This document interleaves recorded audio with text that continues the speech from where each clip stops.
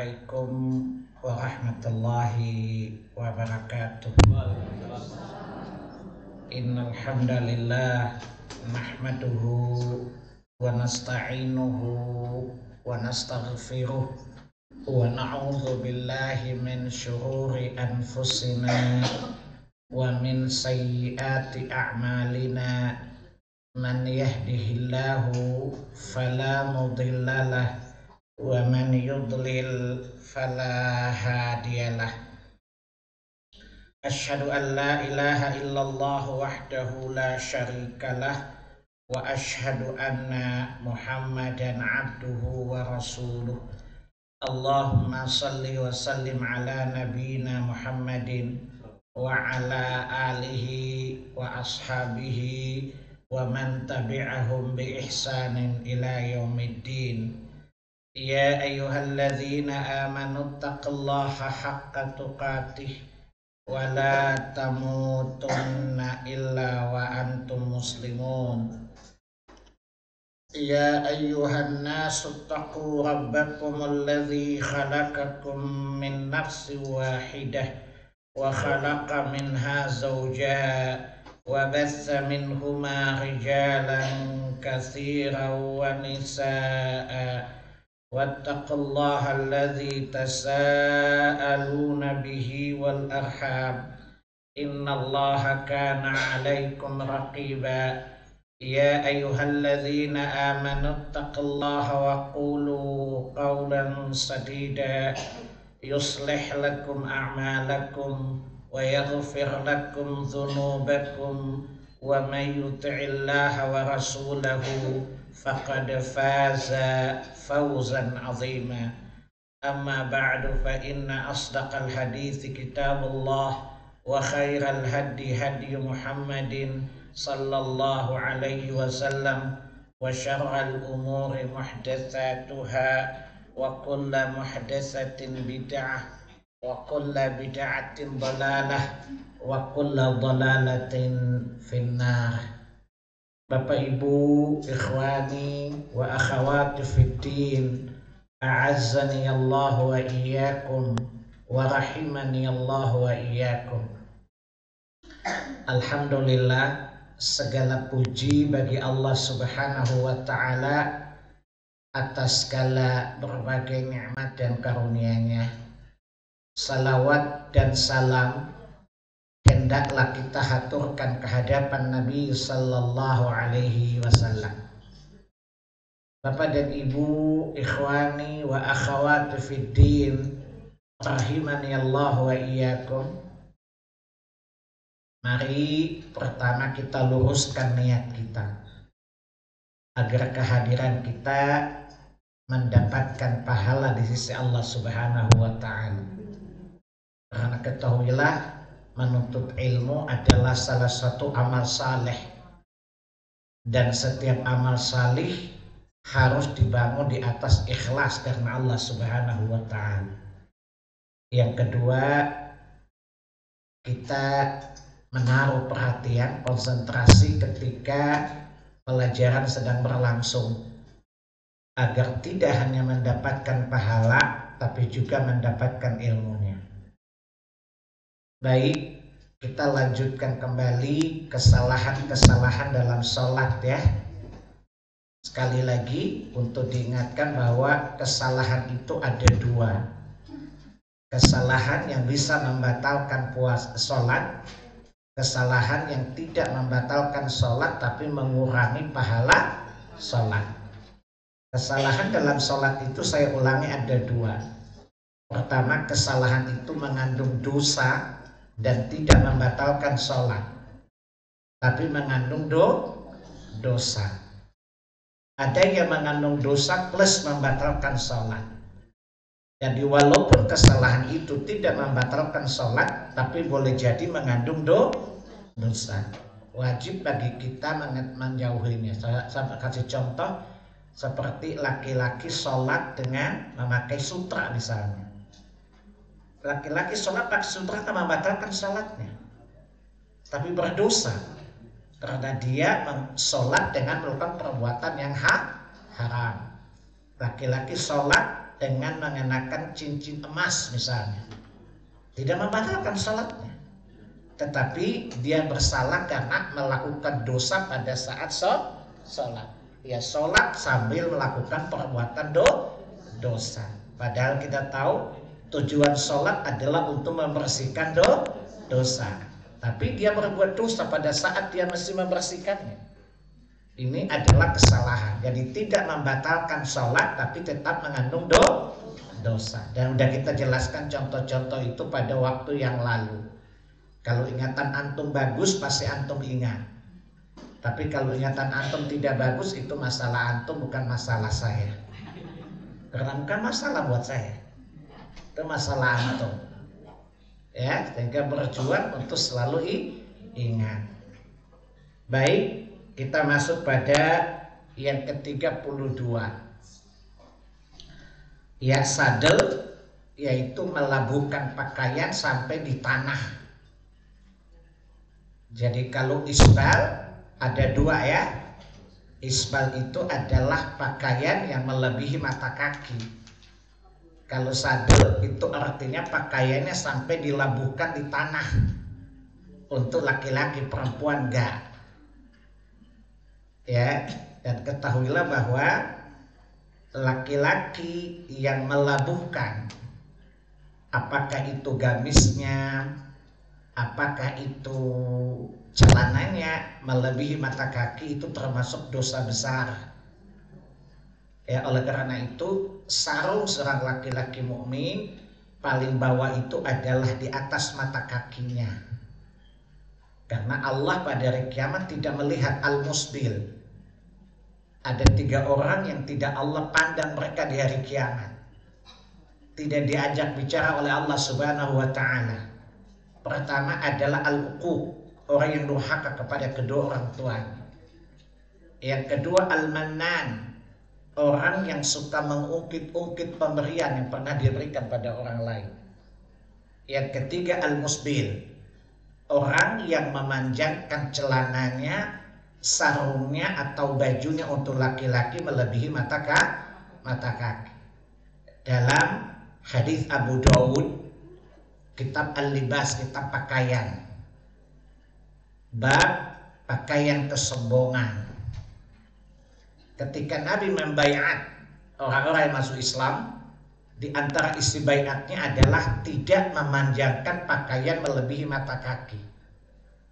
Kata Nabi, innal isbala ya khuyala. Karena kata Nabi, memanjangkan kaki celana, sarung atau gamis melebihi mata kaki itu tanda kesombongan. Ya, jadi bapak-bapak yang sarungnya atau celananya melebihi mata kaki jangan disepelekan. Karena di hadits yang lain kata Nabi, ma asfala tahtal ka'baini finnar. Setiap celana, sarung atau gamis yang melebihi mata kaki, maka ancamannya neraka. Jadi sesuatu diancam neraka itu menunjukkan dia dosa besar. Karena tidak mungkin orang masuk neraka gara-gara dosa kecil. Maka salah satu indikator dosa besar, pernah kita bahas 8 indikator dosa besar, adalah bila perbuatan itu diancam dengan neraka atau laknat dan semacamnya. Ya. Dan ini termasuk terlarang. Ya. Panjang celana atau sarung bagi laki-laki melebihi mata kaki tidak boleh. Tapi itu namanya di atas permukaan tanah, maka ini tercela, terlarang, ya, hukumnya haram. Karena Imam Abu Dawud dalam Sunan Abi Dawud, kitab Al-Libas, kitab pakaian, ya, dan kitab sholat. Jadi Imam Abu Dawud dalam kitab sholat bab ya merobek pakaian ketika sholat. Salah satu di antara yang terlarang dalam sholat itu berkaitan pakaian. Ya, an Abi Hurairah anna Rasulullah sallallahu naha an sadri fi salat. Sesungguhnya Nabi melarang Ya, asadel itu pakaiannya dipanjangkan sampai menutupi tanah. Tadi melebihi mata kaki saja tidak boleh, apalagi sampai menutupi tanah. Maka asadel itu lebih panjang dari isbal. Kalau isbal itu hanya sekedar melebihi mata kaki. Kalau asadel itu artinya lebih panjang lagi dari isbal.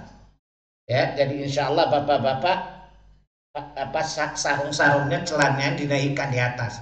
Karena lagi tren kok, nggak masalah kan? Ya, orang suka menganggap aneh, lama-lama dianggap biasa aja. Ya, saya pernah datang ke rumah seorang jenderal. Istrinya sangat anti dengan orang berjenggot dan orang yang celananya isbal. Suaminya udah kenal sunnah, kata anak-anak ini, ibu ini mesti ketemu Pak Salim biar dirukyah deh. Begitu saya sampai ke rumahnya, dia kayaknya nggak suka dengan jenggot. Dia nanya, Pak Salim kenapa berjenggot? Ibu tuh kelainan, kalau saya berakonde baru ibu nanya, kan saya laki-laki. Ya wajar kalau berjenggot kan? Ibu heran, itu anomali kalau saya berakonde atau sasak kayak ibu tuh kayak apa? Punuk unta tuh saya bilang. Ya kayak sarang burung, baru ibu kaget lah, saya kan berjenggot. Kan saya laki-laki bu. Kata lakinya 1-0. Ya, ibu tuh aneh nih saya bilang. Saya kan orangnya gak malu hati ya. Ya saya ini kan orangnya muka batu loh. Jadi orang bandel ketemu saya pasti keok dia. Ya, saya bilang, ibu emang masalah buat ibu kalau saya berjenggot? Kan saya laki-laki bu. Ya kalau ibu berjenggot baru aneh kan bu. Atau saya bersandul kayak ibu baru aneh kan? Lah saya kan berjenggot. Di mana salahnya? Saya nggak suka, itu masalah ibu bukan masalah saya. Saya juga capek kali ke salon bersihkan jenggotan. Ya, ini aneh bin ajaib. Terus dia bilang, kenapa bapak mesti celananya cingkrang? Itu kan lifestyle saya, kenapa? Keberatan ibu. Terus ibu punya teman celana pakai gengsi, kenapa nggak ditanya? Yang dipertanyakan kenapa wanita ketiaknya kelihatan, mana hitam lagi ketiaknya. Ibu nggak protes. Kenapa celana saya cingkrang ditanya, bu?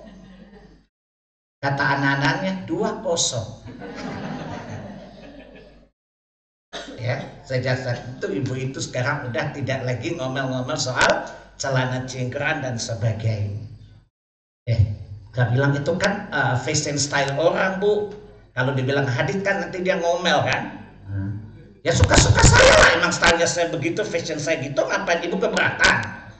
Yang ibu butuh ceramah saya apa penampilan saya bu? Ya ceramah udah diam, dengerin ceramah saya, salah baru ibu protes, oke? Okay? Ya, tapi lama-lama jinak juga tuh ibu, karena sering dirukyah kali ya, setannya pun lama-lama lari. Jadi sekali lagi kata Nabi, badal Islamu ghariban wa sayaudu ghariban kama bada. Islam itu pertama kali asing. Ya dulu orang ibu-ibu pakai jilbab lebar juga asing kan? Ya lambat laun keasingan itu akan hilang. Oleh karenanya kata Nabi, siapa yang bisa menampilkan sunnah di masa keterasingan sunnah itu, dia mendapat pahala sama dengan 50 sahabat. Ya, karena menghidupkan sunnah Nabi itu perkara utama dalam agama. Jadi biasa aja bu, bapak-bapak, kalau dipanggil itu bahannya kurang, jawab aja, nggak kurang sih, otak lu yang agak kurang gitu.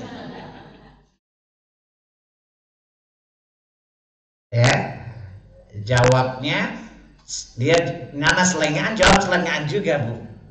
Ya, sekali lagi ini termasuk sunnah Nabi kita Sallallahu Alaihi Wasallam adalah kata Nabi dalam Sahih Bukhari, celana seorang muslim itu hendaklah di tengah betisnya. Laki-laki tapi ya, perempuan enggak, betis itu aurat bu. Jadi jangan ibu pamer betis ya. Betis itu beda-beda tipis maksudnya. Ya, adapun laki-laki, Abdullah bin Mas'ud mengatakan bentuk kaki saya tidak bagus. Bolehkah saya memanjangkan di bawah? Boleh. Kemudian dia tanya di bawahnya lagi, boleh. Tapi kata Nabi, di bawah mata kaki pelakunya di neraka. Ini menunjukkan bahwa memanjangkan sarung melebihi mata kaki namanya isbal. Melabuhkannya di tanah namanya sadal. Kedua-duanya dilarang oleh Rasulullah Sallallahu Alaihi Wasallam. Hadis Abu Daud tadi. Dalam kaidah usul fikih, hukum asal larangan adalah haram. Tidak boleh memalingkan menjadi makruh kecuali ada dalil yang mengindikasikan makruh. Dan setiap yang dilarang oleh Nabi wajib bagi kita meninggalkannya. Berdasarkan perintah Allah di surat 59. Surat Al-Hasyr ayat yang ke-7, yaitu kalimat ma'atakumur rasulu fakhudhuhu. Apa saja yang Rasul berikan ambil. Wa ma nahakum anhu fantahu. Dan apa saja yang Rasul larang kalian darinya maka tinggalkan. Menunjukkan bahwa apa yang dilarang oleh Nabi maka wajib kita tinggalkan. Perhatikan kalimat wa ma nahakum anhu fantahu. Apa saja yang Rasul kalian larang kalian darinya maka hendaklah kalian tinggalkan. Kalau orang bertanya, gimana kalau saya nggak patuh? Anda akan didera oleh dua hukuman. Pertama, Allah timpakan musibah di dunia kepadamu. Yang kedua, azab di akhirat. Surat 24, surat An-Nur, ayat yang ke-63. Itu kalimat, فَلْيَحْذَرِ الَّذِينَ يُخَالِفُونَ عَنْ أَمْرِهِ أَنْ تُصِيبَهُمْ فِتْنَةٌ au yusibahum adzabun alim.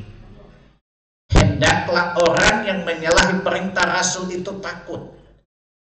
Tadi perintah Rasul itu dua, perintah mengerjakan atau perintah meninggalkan. Perintah meninggalkan namanya larangan. Hendaklah orang yang menyalahi perintah Rasul itu takut. Artinya ketika dia tidak patuh atas perintah Nabi, apakah perintah melakukan atau perintah meninggalkan, maka dia akan ditimpa fitnah di dunia. Musibah, terjatuh kepada kemaksiatan dan semacamnya. Dan dia akan ditimpakan azab yang besar pada hari kiamat. Itu ancaman Allah bagi orang yang mengabaikan larangan Nabi Sallallahu Alaihi Wasallam. Mulyono saja larangannya dipatuhi loh. Apalagi larangan Rasulullah SAW. Padahal Mulyono udah kabur bukan? Jelas ya? Nah, jadi tidak membatalkan. Para ulama mengatakan ini termasuk mengurangi keutamaan sholat. Melakukan perbuatan terlarang dalam sholat itu mengurangi kualitas sholat. Karena saya ulangi, tujuan sholat apa? Untuk patuh kepada Allah dan Rasulnya bukan. Pertama, kita membantah dan membangkang atas perintah Allah dan Rasulnya. Ini termasuk kurang ajar bukan? Pada saat kita ingin patuh tapi melakukan pelanggaran pada waktu yang bersamaan. Ini ambivalen bukan? Jelas? Yang kedua, tujuan sholat kan pengen disucikan dari dosa kan? Tapi melakukan dosa pada waktu yang bersamaan, ambivalen juga bukan? Ini namanya ambigu bukan? Ingin diampuni dosanya dengan sholat tapi bukan dosa pada waktu yang bersamaan. Ini tercela atau amat tercela bu? Amat tercela. Adapun perempuan yang melakukan pakaian sampai di tanah tidak termasuk asadal yang dimaksud oleh hadis tadi. Ini bagi laki-laki, tidak bagi perempuan. Ini termasuk hal kesalahan di dalam sholat. Karena Nabi melarangnya melakukannya ketika sholat. Maksudnya hadis tadi melarang untuk semuanya. Sebab isbal itu baik dalam sholat maupun sholat. Tetapi melakukannya melebihi sampai di tanah itu disebutkan di sini pada waktu sholat. Dalam kaidah usul fikih apa?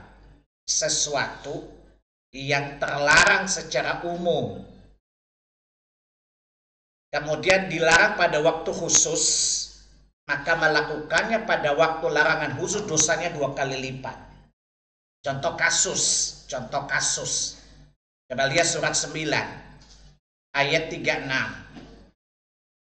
Inna iddatash syuhur indallahi 12 syahra fi kitabillahi yawma khalaqas samawati wal ard minha arba'atun hurum dzalika dinul qayyim. Kalimat fala tazlimu fihinna anfusakum.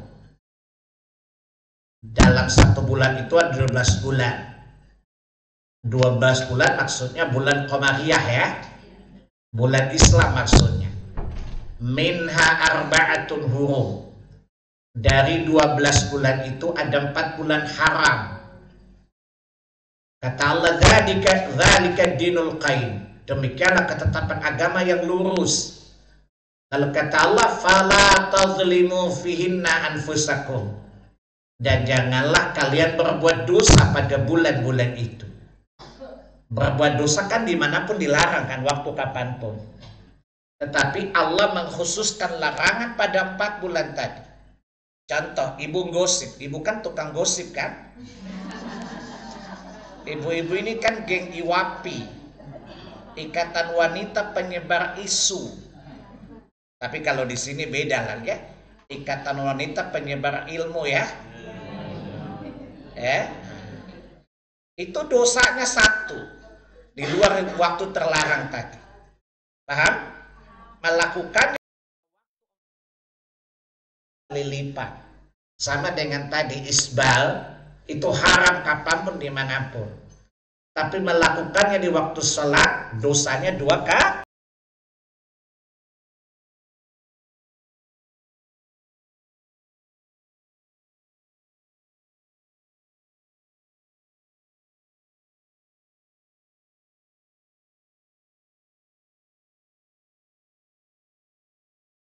Sholat dosanya 1. Ketika sholat dosanya 2 kali karena terlarang secara khusus tadi. Jelas? Dan ibu-ibu cara salah satu bentuk mencintai suami, perhatikan pakaiannya. Kasih tahu suaminya, Pak, celana jangan di bawah mata kaki dong. Emang masalah buat do? Iyalah, bukan pengen masuk surga sama lo. Kalau lo neraka di surga masalah lah. Masa nggak masalah? Ya, kan bersama kita bisa bukan? Ya, jadi kalau laki bilang emang masalah bu, ya masalah.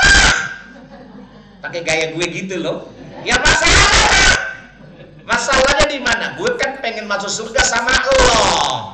Sementara Nabi ancam perabotun neraka bukan? Kasian banget lo masuk neraka. Ya, jadi masalah lah buat gue. Masalah kedua apa? Kata Allah, qu anfusakum wa ahlikum nar. Surat 66 ayat 6 kan? Ya ayyuhalladzina amanu qu anfusakum wa ahlikum nar. Wahai orang beriman, jagalah dirimu dan keluargamu dari neraka. Emang kamu yakin gua masuk neraka lah? Nabi ngancam, masa nggak yakin loh? Yang ngancam neraka siapa? Yang tahu neraka dan surga Nabi bukan? Emang lo pikir Nabi bikin hoax apa? Paham? Nah karena Nabi mengancam neraka, tugasnya sebagai mencegah dong dari neraka, itu kan kewajiban bukan? Jadi kalau sana emang masalah bapak, masalah banget masuk ya kata tadi. Itu pun kalau ibu hafal kayak saya. Tapi kalau ibu nggak hafal ya nggak masalah sih. Tapi kan, kan ibu-ibu biasa panjang lidahnya, pendek akalnya, cetek imannya. Itu kebanyakan ibu-ibu, tapi nggak ibu-ibu di sini kan sering diruqyah. Ya, panjang lidahnya, pendek akalnya, cetek imannya. Tapi ibu-ibu di sini enggak ya, insya Allah ya. Jadi termasuk tercela adalah memanjangkan sarung melebihi mata kaki, namanya isbal. Kalau dilakukan di tanah sampai panjang sekali di tanah bagi laki-laki namanya sadel. Dan ini terlarang dan sangat-sangat terlarang ketika sedang sholat. Tadi hadits Abu Daud dalam kitab sholat larangan ya memodel-modelkan baju ketika sholat tadi. Jelas? Dan Nabi melarang tadi kata Abu Hurairah.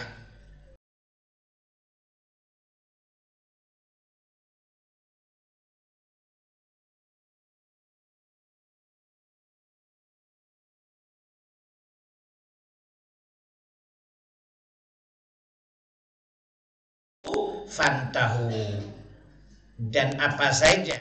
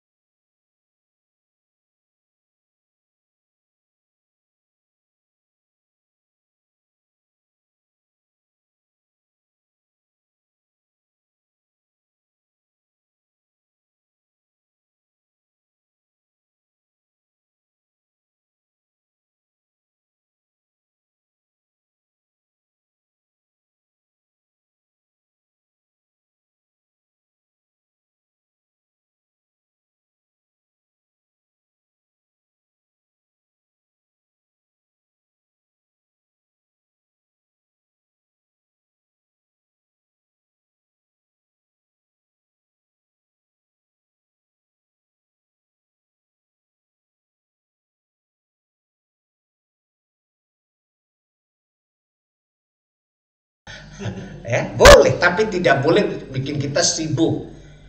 Paham? Yang perlu kita kurangi bukan lemak badan, Bu, lemak dosa.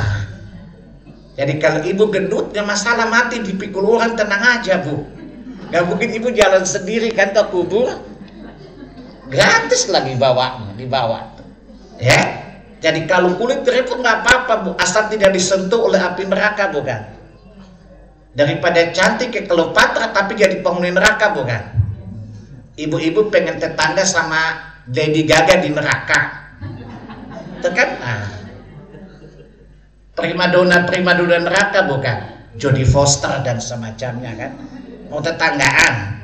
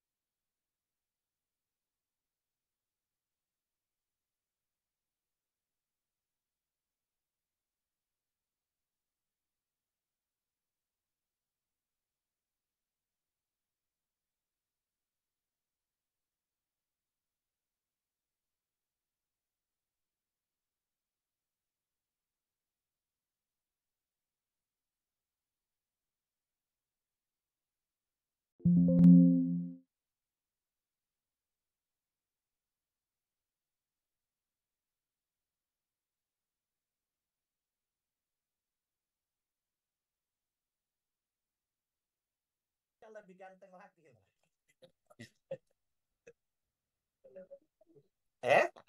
Jadi kalau orang jutek, saya lebih jutek. Orang judes, saya jutek loh.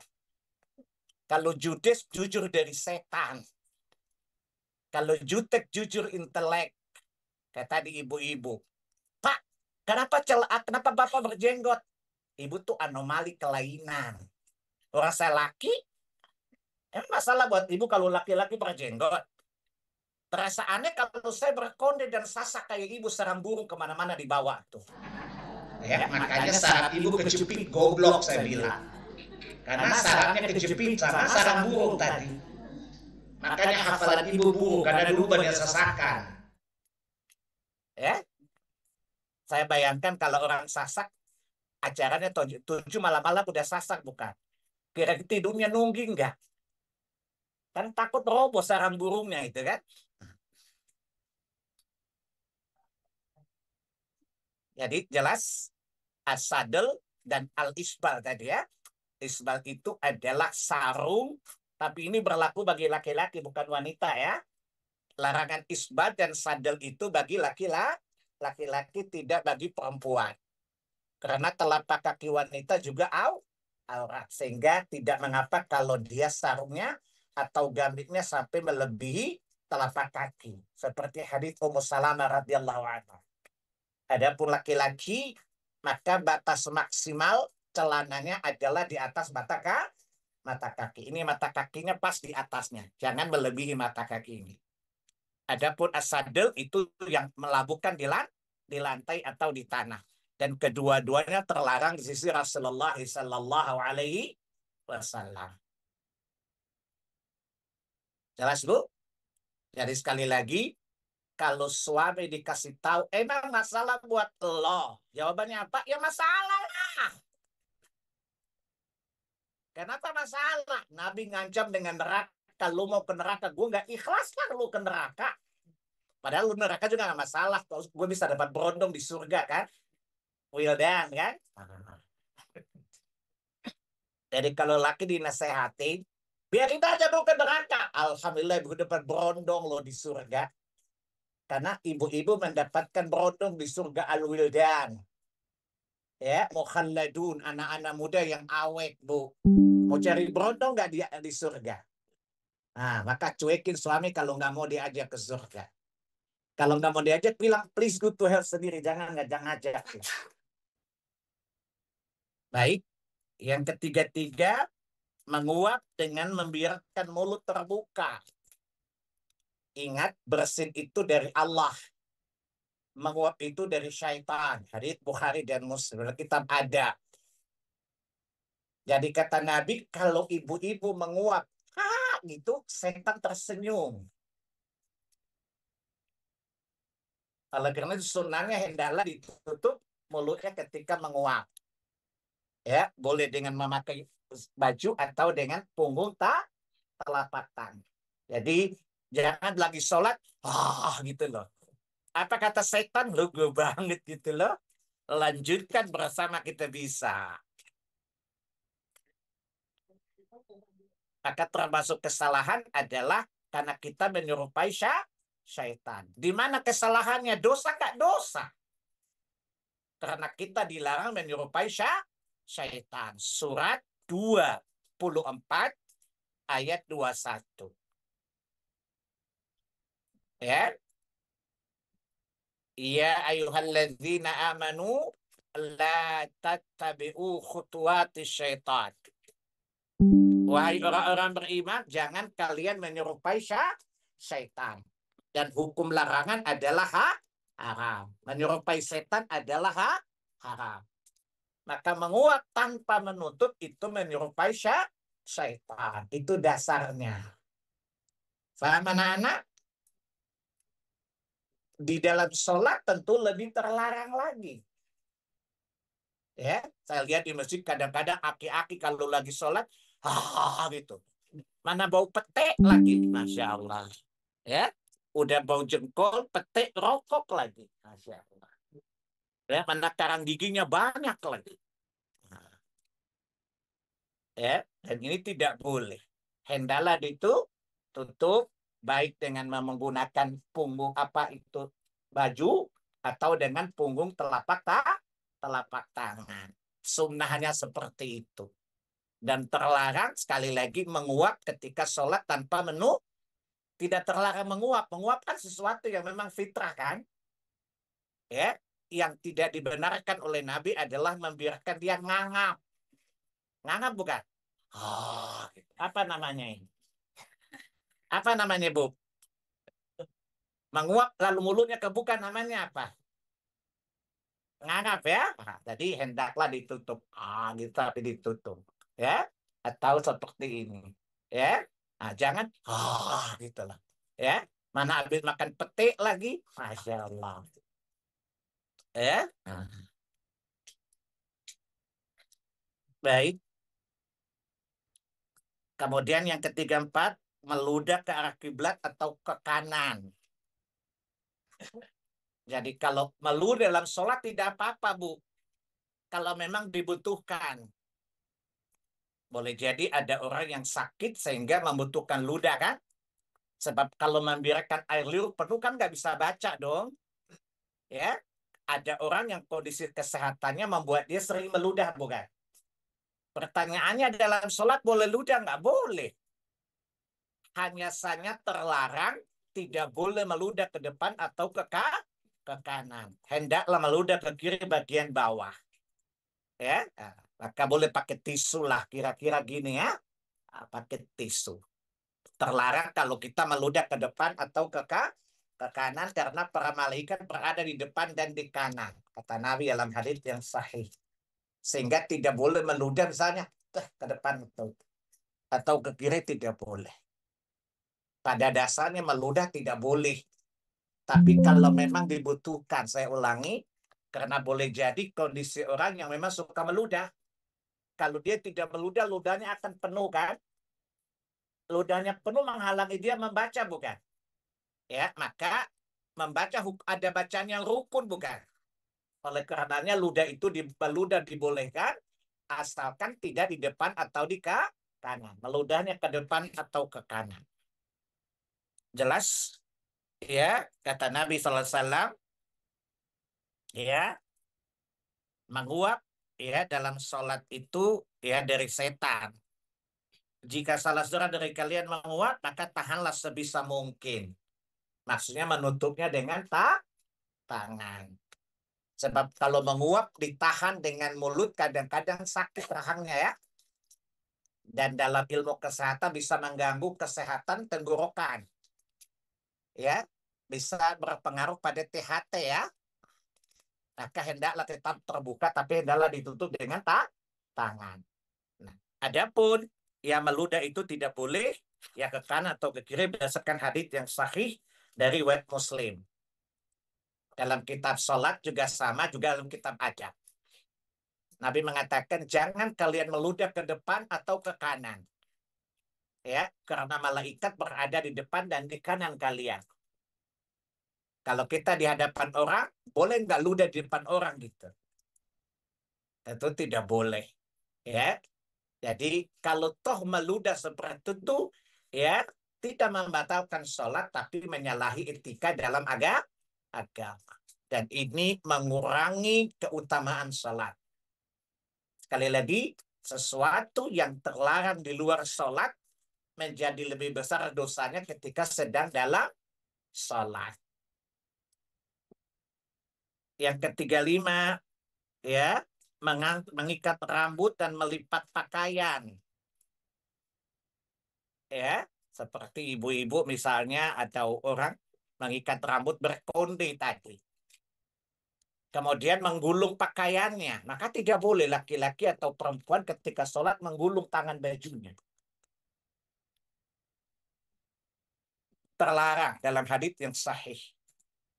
Ya, oleh karena itu pakaiannya dijulurkan. Jangan sampai dilipat-lipat tangan pakaiannya, tidak boleh makruh. Biasa anak muda banyak action today, mampus tomorrow ya. Anak muda kan banyak gaya kalau fashionnya itu namanya action today, mampus tomorrow namanya. Ya, Ya, iya. Jadi jangan menggulung pakaian, biarkan saja. Walaupun misalnya ada orang yang pakai manset tidak dikancing nggak apa-apa, tapi jangan digulung ya, jangan dilipat ya. Nah, biarkan saja dia terurai seperti itu.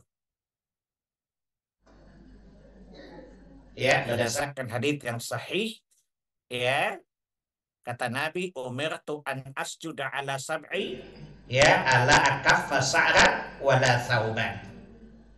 Aku diperintah agar sujud di atas 7 anggota sujud dan tidak mengikat rambut, ya, maupun tidak melipat pakaian. Jadi kata Nabi, aku diperintah oleh Tuhanku untuk sujud di atas 7 anggota. Kita jelaskan waktu itu kan.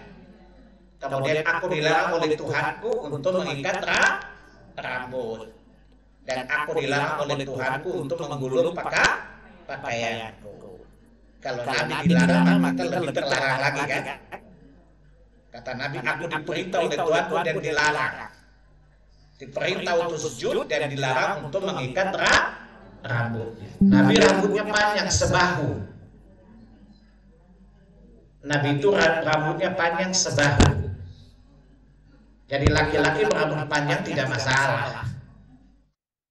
Cuman dalam kebiasaan umum Indonesia, rambut panjang adalah tabiatnya perempuan, maka kembali ke kebiasaan setempat. Kalau memang memanjangkan rambut kebiasaan wanita, maka haram laki-laki memanjangkan rambutnya. Karena itu termasuk menyerupai kebiasaan lawan jenis, dan itu haram hukumnya. Tapi kalau di kebiasaan negeri itu, laki-laki dan perempuan panjang tidak masalah, maka tidak mengapa. Tapi dalam urut kita, rambut panjang itu kebiasaan wanita. Biasanya laki-laki dianggap banci kalau memanjangkan rambutnya. Maka ini urut kebiasaan, kembali kepada hukum adat. Selama adat itu bertentangan dengan syariat.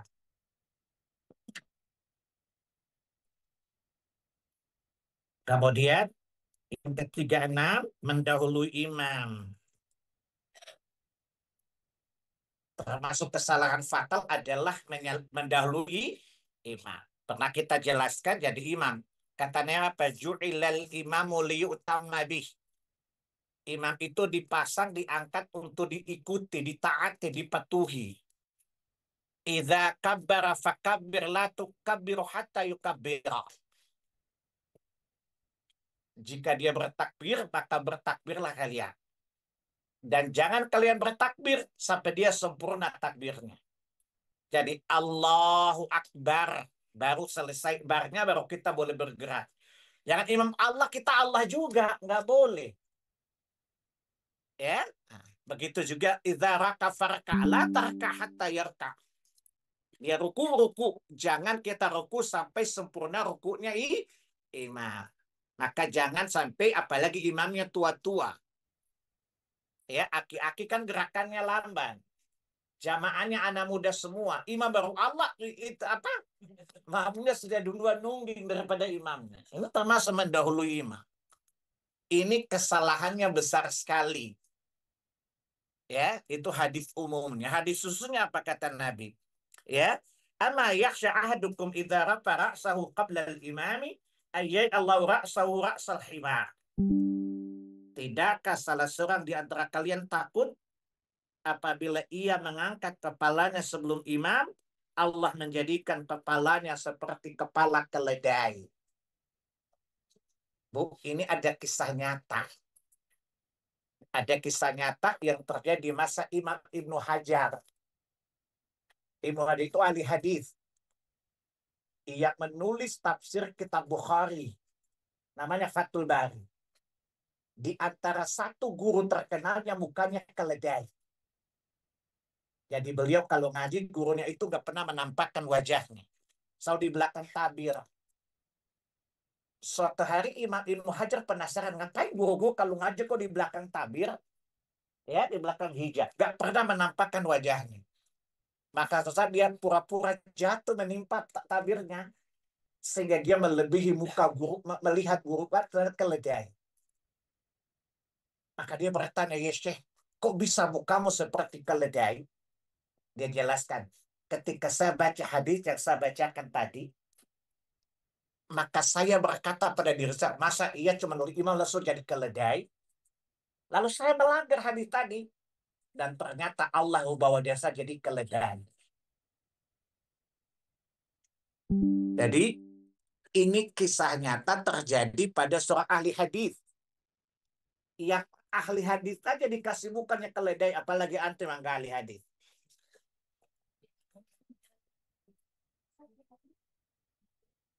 Di masa Nabi, ini dikumpulkan para ulama ancaman bagi orang yang menantang sunnah Nabi. Seorang laki-laki datang kepada Nabi. Dan Nabi katakan, kul biyamini, maka dengan tangan kanan. Dengan sombongnya, dia mengatakan tangan kanan saya bermasalah, padahal tidak. Sejak saat itu, dia tidak bisa menggerakkan tangannya sampai matinya. Tidak bisa menggerakkan tangan kanan. Di masa Abu Hurairah jelaskan hadis kepada seseorang. Kata Nabi, idza staiqadha minan naum. Jadi kalian bangun dari tidur, jangan kalian masukkan tangan ke dalam bejana dulu. Kalian tidak tahu di mana tangan kalian nginap waktu malam. Di selangkangan kah? Di lubang kah? Di mana? Kalian tidak tahu. Kata orang itu, saya tahu di mana tempat saya menginap tangan saya malam-malam. Dia membantah sunnah. Ternyata Allah jadikan tangannya di duburnya dan tidak lepas sampai dia mati.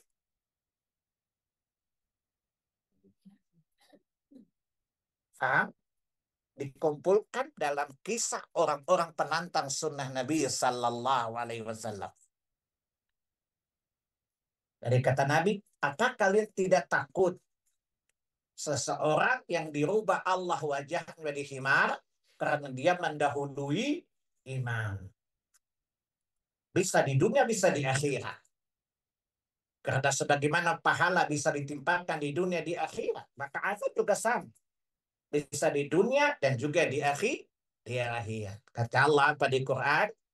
Surat 32 ayat 21. وَلَنُذِيقَنَّهُمْ الْعَذَابِ الْأَدْنَى دُونَ الْعَذَابِ الْأَكْبَرِ. Kami timpakan kepada azab di dunia, bisa di dunia di azab kubur, dan sebelum kami timpakan kepadanya azab yang besar di hari kiamat. Paham?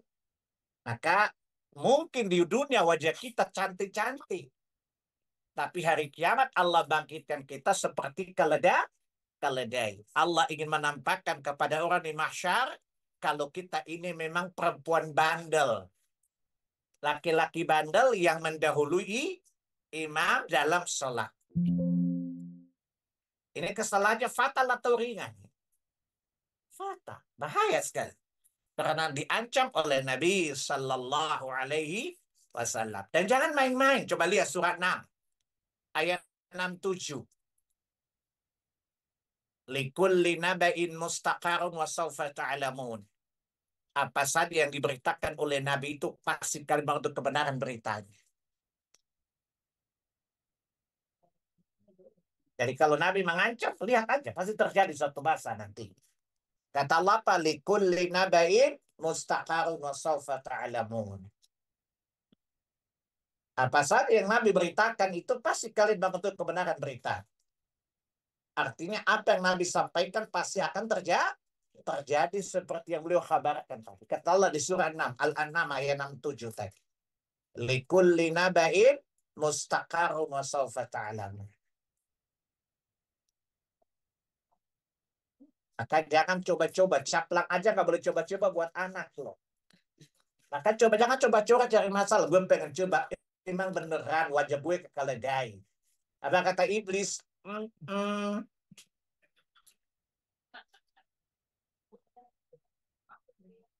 Kita berlindung kepada Allah Jalla Jalaluhu. Waliya'udzubillah.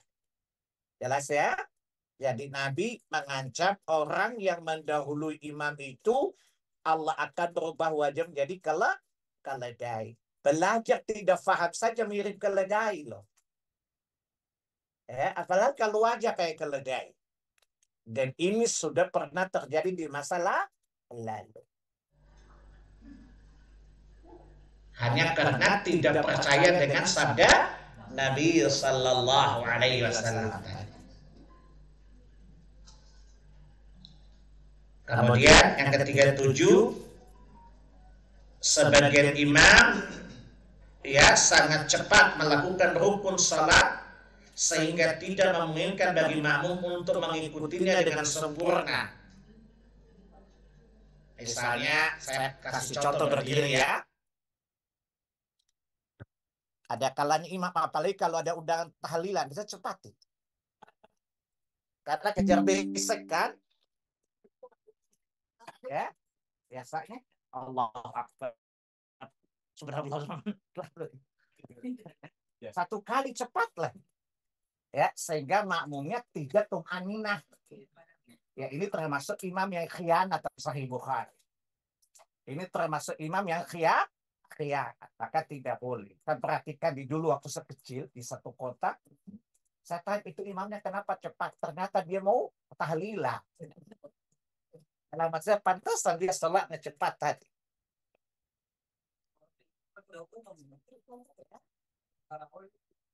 Nah itu namanya. Yang jadi masalah kita kata Nabi sallu kama raaitumuni usalli. Salat kalian sebagaimana kalian melakukan salat. Laqad kana lakum fi Rasulillahi uswatun hasanah. Yang Allah jadikan contoh itu Nabi, bukan kiai, bukan habib, bukan tuan guru. Jelas? Dan standar amalia kita itu Nabi, bukan manusia selain beliau. Apa kata Imam Malik? Siapapun boleh kalian ambil pendapatnya, boleh kalian buang, kecuali pemilik kubur ini Rasulullah Sallallahu Alaihi Wasallam. Jadi perkataan siapapun tidak dianggap bagian dari agama sampai bersesuaian dengan petunjuk Rasulullah Sallallahu Alaihi Wasallam.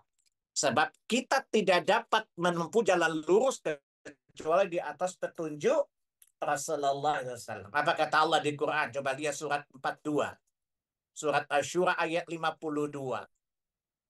Di akhir ayat itu kalimatnya apa? Wa innaka latahdi ila siratim mustaqim. Dan sungguh Muhammad, engkau benar-benar memberi petunjuk kepada jalan yang lurus. Kita kepada Allah, ihdinas siratal mustaqim. Dan kata Allah, jalan yang lurus dapat Anda tempuh dengan petunjuk Muhammad sallallahu alaihi wasallam. Anda meminta kepada Allah jalan lurus, tapi yang ditunjukkan Nabi tidak Anda jalani. Mimpi kali ya, kata iblis. Jelas? Kita minta kepada Allah di setiap sholat. Di waktu baca Al-Fatihah. Ihdinas siratal mustaqim. Dan Nabi jawab. Manusia yang diberi hak untuk memberi petunjuk jalan yang adalah Rasul sallallahu alaihi wasallam. Apa kata Nabi di setiap khutbahnya? Inna asdaqal hadithi kitab Allah. Sebenar-benarnya perkataan adalah Al-Quran. Wa khairal hadi hadi Muhammad. Dan sebaik-baik petunjuk Muhammad SAW. Jadi petunjuk Muhammad yang diikuti. Bukan Muhammadiyah. Bukan NU. Bukan Persis. Dan semacamnya. Faham? Yang menjadi rujukan adalah petunjuk Rasulullah Sallallahu Alaihi Wasallam. Kenapa? Karena Nabi dipastikan benar, tidak salah. Apa kata Allah di surat 6? Al-An'am ayat 161. Qul innani hadani rabbi ila siratim mustaqim. Katakan Muhammad, sesungguhnya Tuhanku telah menunjukkan aku jalan yang lurus. Menunjukkan Nabi itu pasti jalannya lurus. Maka beliau diberi kewenangan memberi petunjuk kepada jalan yang lurus. Maka ikuti beliau. Kadang-kala kita kasih tahu hadis, ada orang bilang, tapi kata guru saya, tanya, sejak kapan Allah utus guru lo buat kasih petunjuk? Faham? Yang diutus memberi petunjuk adalah Rasulullah SAW. Sehingga gurumu dianggap benar kalau mengikuti petunjuk Rasulullah SAW. Sebab yang direkomendasikan dari langit Nabi bukan keilangitan. Ya, yang direkomendasikan untuk memberi petunjuk dari langit adalah Rasul Sallallahu Alaihi Wasallam, bukan keilangitan. Guru saya lulusan langitan, cuma lulusan langitan bukan diutus dari langit kan? Sementara Nabi dipercaya zat yang berada di atas langit. Maka beliaulah yang menjadi referensi buat kita. Menjadi rujukan bagi kita bukan selain beliau. Sehingga petunjuk orang diikuti manakala petunjuknya sesuai dengan petunjuk Rasulullah Sallallahu Alaihi Wasallam. Karena dua ayat tadi. Pertama, beliau dipastikan tidak salah, benar. Karena beliau di atas jalan yang lurus. Yang kedua, beliau diberi hak dan kewenangan menunjuki kita jalan yang lurus. Sehingga petunjuk beliau dijadikan referensi sekali lagi. Bukan orang selain itu. Ada orang kita kasih tahu, ini hadis. Tapi kata Imam Syafi'i bilang apa? Idza hasal hadis fahuwa mazhabi. Bila datang kepada satu hadis yang itu mazhab. Jadi Anda itu bukan ikut Imam Syafi'i, tapi si PI, temannya si Pitung. Orang kasih tahu Nabi, kamu bilang kata Imam Syafi'i. Apa kata Imam Syafi'i? Bila kamu mendapati hadis sahih itu adalah mazhabku. Imam Syafi'i memberitakan hadis yang sahih. Saya kasih tahu hadis, kamu bilang kata mazhab Syafi'i itu bukan Syafi'i, tapi si PI. Betul? Si PI temannya si Pitung. Bukan Syafi'i rahimahullah ta'ala. Kata Imam Syafi'i memerintahkan kita untuk mengikuti hadis. Kata Imam Syafi'i, tidak halal bagi siapapun mengambil pendapatku sampai dia tahu dari mana aku mengambil Quran atau Sunnah. Ini fanatik mazhab tapi nggak tahu perkataan Imam mazhab wasiat mazhab. Jadi ini bukan mazhab Syafi'i tapi mazhabnya CPI. Satpam saya namanya CPI. Waliya'udzubillah. Jelas? Jadi menjadi imam itu tidak boleh cepat. Tidak boleh lama. Kasus ada pernah para sahabat Mu'adz bin Jabal mensalati orang lama. Ada pemuda kemudian sholat sendirian. Mu'adz kasih tahu sama Nabi, ya Rasulullah itu pengkhianat. Kenapa? Saya mengimami orang dia sholat sendirian. Nabi tidak membenar, tidak langsung mengiyakan Mu'adz. Panggil sini. Kenapa kamu dia sholatnya lama ya Rasulullah. Sementara kami punya keperluan. Nah, karena mengatakan menjadi imam itu nggak boleh cepat dan tidak boleh lambat. Di belakang ada kalian, ada orang tua, orang sakit, perempuan yang punya urusan dengan anak-anak dan semacam. Makanya kalau jadi imam, AWW sama AWO beda. AWO nggak ngurusin lakinya. Kalau AWW mesti ngurus AWO, bukan? Ini AWO yang di depan. Kalau ibu kan AWW. Kata orang Sunda gini, saya ceramah di Tasik. Pak, bahasa Sunda nggak ada awo, tambahin aja bahasa kamusnya. Kan sudah ada awo, tambah aja awo, aww, ada tambah awo. Cuma tambah bid'ah dalam bahasa nggak masalah. Yang nggak boleh bid'ah dalam agama, bukan? Maka saya punya kelas namanya bid'ah kuliner namanya. Ya, bid'ah kuliner yes, bid'ah agama no. Jadi di Rawamangsa saya punya kelas cooking class. Khusus ibu-ibu muda yang baru nikah. Ada bagaimana menjadi ibu yang baik dan bagaimana menyiapkan makanan sederhana tapi berkualitas. Jadi ibu kalau undang saya ke rumah ibu masaknya hati-hati bu.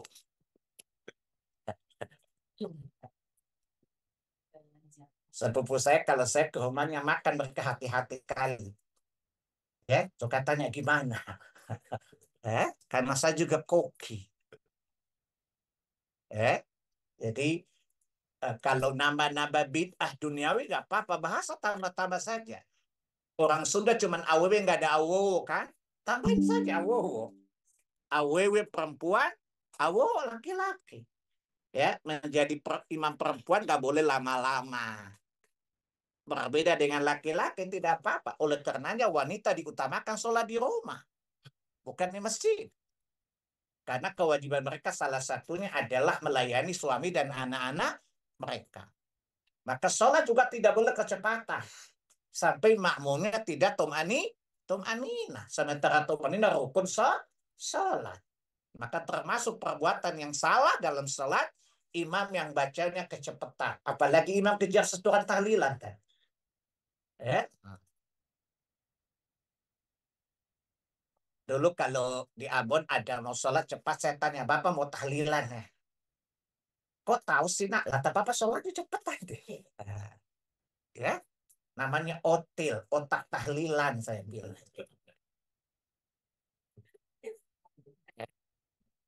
Imam orang Ambon juga ketawa, anaknya cerewet sekali.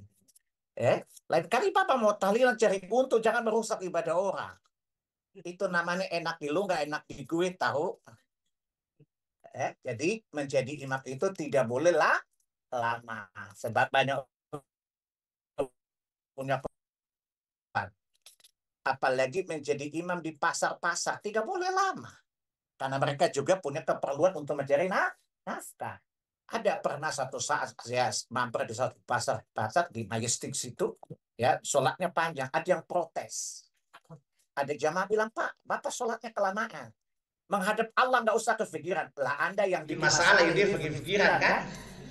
Hafif tadi kan cerita kata idza qudiyatis salat fatashiru fil ard.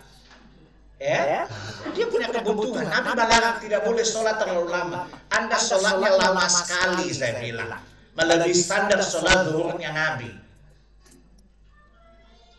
Antum itu kalau antum sendirian silakan lama-lama. Tapi kalau jadi makmum buat pedagang tidak boleh lama-lama. Ya, mereka juga mencari nafkah. Mereka juga punya kewajiban lain menafkahi keluarganya. Ya, nanti apakah standarnya lari semua karena kelamaan nunggunya. Itu imamnya marah sama jamaah. Saya bilang, kenapa Bapak marah-marah? Diskusikan. Ini menghadap Allah kok ingat dunia. Iyalah, namanya juga di dunia. Ya, jangan Bapak menyamakan semua orang kayak Bapak, saya bilang. Itu punya keperluan, dia punya kebutuhan. Nabi saja pernah melarang memarahi Mu'adz bin Jabal karena lama sholat. Jadi imam itu tidak boleh lama dan tidak boleh cepat. Biasa-biasa saja. Ya, Nabi itu kalau sholat zuhur, bacaan terpendeknya itu seperti was-sama'i dzatil buruj. Was-sama'i dzatil buruj. Itu sedang bukan? Nggak lama, nggak cepat. Nggak lama, nggak Ya, cepat. sehingga orang yang terlambat bisa mendapatkan rakaat sempurna bersama dan orang yang duluan tidak terlalu lama. Biasa. Apa enggak was-sama'i dzatil buruj? Ayat surat 84. Hafal ya? 85. Hafal enggak antum? 85. Coba dibacakan. Was-sama'i dzatil buruj wal yawmil maw'ud wa syahidi wa mashhud qutila ashabul ukhdud an-nari dzatil waqud idhum 'alaiha qud dan seterusnya. Itu biasanya Nabi baca ketika lohor dan asar. Jadi coba lihat cara efisiensi, sangat tidak cepat tidak lambat. Sehingga orang yang terlambat tidak terlambat rakaat. Coba rakaat pertama imam. Orang terlambat insyaallah mendapat hukum bersama imam bukan? Bukan? Dan orang yang dari awal juga tidak merasa kelamaan. Biasa saja. Ya, kecuali orang berpenyakit hati. Lain ceritanya. Maka itu contoh, jangan cepat, jangan lama. Kalau Nabi sholat subuh, rata-rata 30 ayat bacaan. Kenapa Bu? Kita menghadapi beban ke depan berat bukan? Jiwa itu perlu dicas bukan? Pikiran ini perlu dibersihkan bukan? Dan sholat subuh itu tazkiyatun nafs bukan?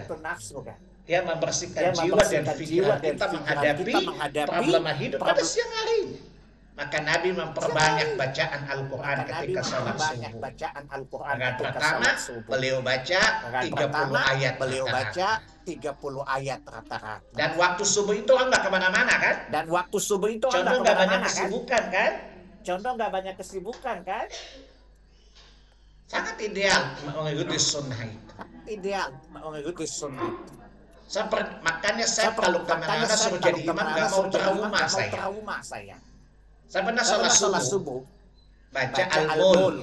Selesai saya diprotes sama orang. Pak, kelamaan Lah tadi saya tanya, Bapak mau sholat kebiasaan NU atau Nabi, saya tanya. Kata mereka Nabi. Lah itu tadi sholatnya Nabi, saya bukan Nabi. Tapi kelamaan, Pak. Ya tadi bilang sholat NU kali biar cepat.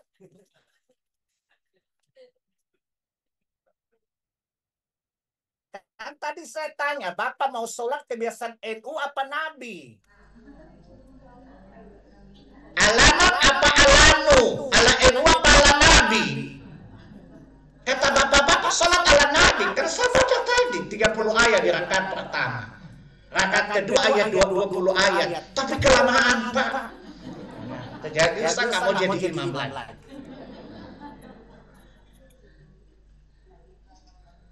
Ya, itu turunan Nabi. Dan Nabi sudah pasti pas kok. Kata Nabi lebih jujur dari Pertamina. Pasti pas.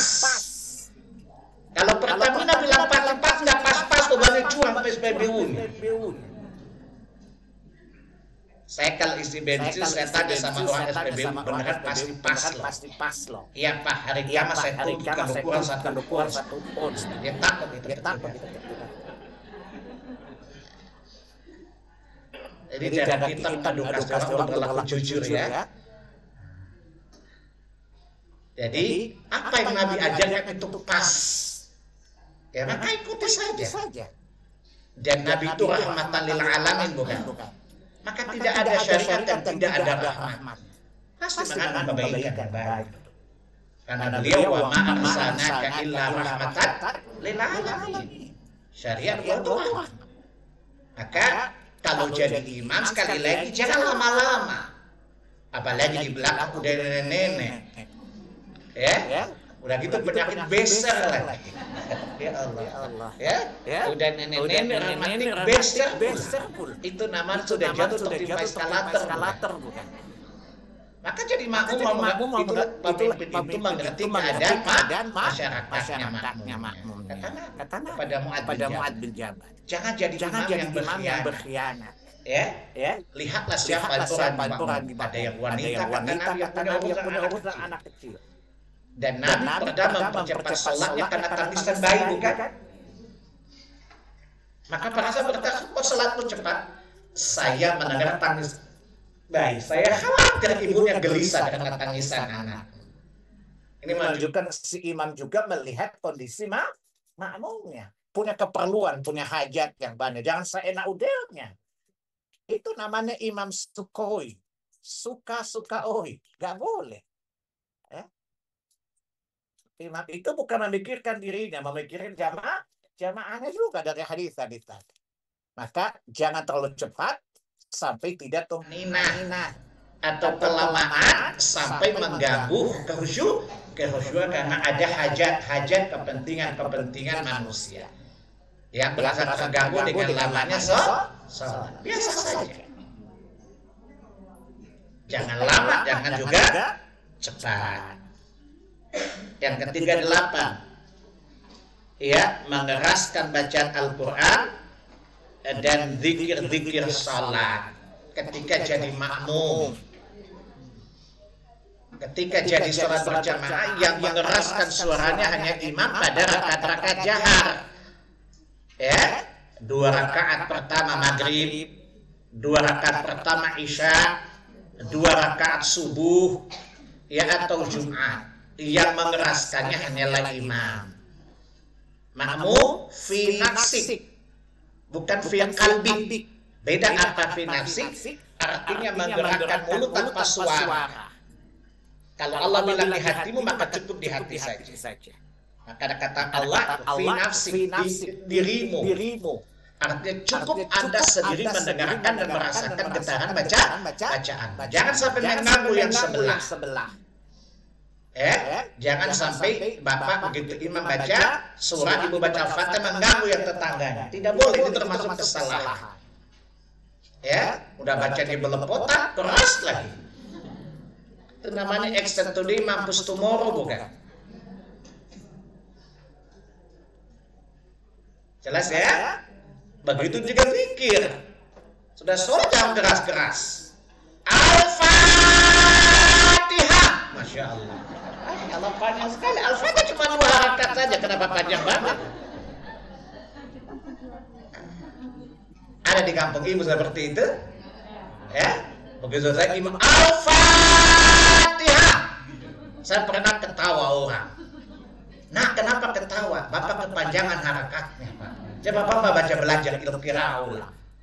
Fa itu matnya cuma 2 Al-Fatihah. Al-Fatihah nggak ada, Pak.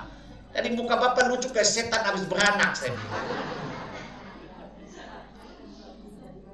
Kalau saya orang takut sama saya, kalau ibu kan orang takut kan. Biasa aja kali Pak. Al-Fatihah. Al-Fatihah.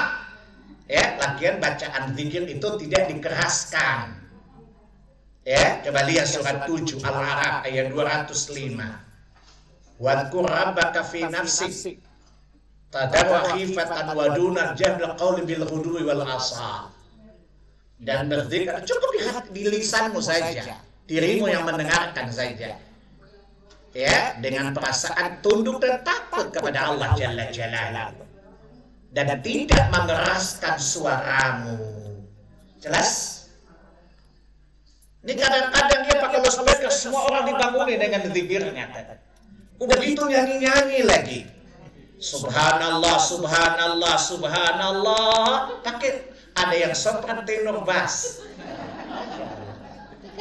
Gimana kita makin tasyabuh menyerupai ibadahnya orang kafir. Ya? Ada yang lagu ini seriosa dan macam-macam. Ya? Habis baca Quran mulai Allahumma arhamni bil Quran. Ini orang-orang.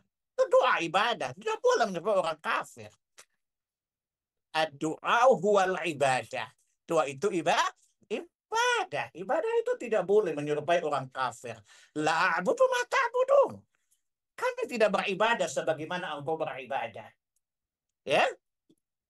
Ada kalanya ibu-ibu habis ngaji itu baca doa, ada suara 1, suara 2, suara 3. Saya bilang, ibu berdoa atau paduan suara sih, Bu? Kalau paduan suara di sebelah sana, di gereja sana. Ya? Sana ada sopran, tenor atau bass. Ada kunci G, E, dan E. Gila, E, dan fantas. Ibadah tidak boleh. Ya? Kita ibadah tidak boleh menyerupai orang kafir. Ghairil maghdubi alaihim. Tidak boleh kami diberi petunjuk seperti orang Yahudi. Orang Yahudi. Ketika kita memohon kepada Allah untuk tidak menyerupai Yahudi atau dan tidak menyerupai orang-orang Nasrani. Maka tidak boleh. Ya? Tidak usah dikeraskan.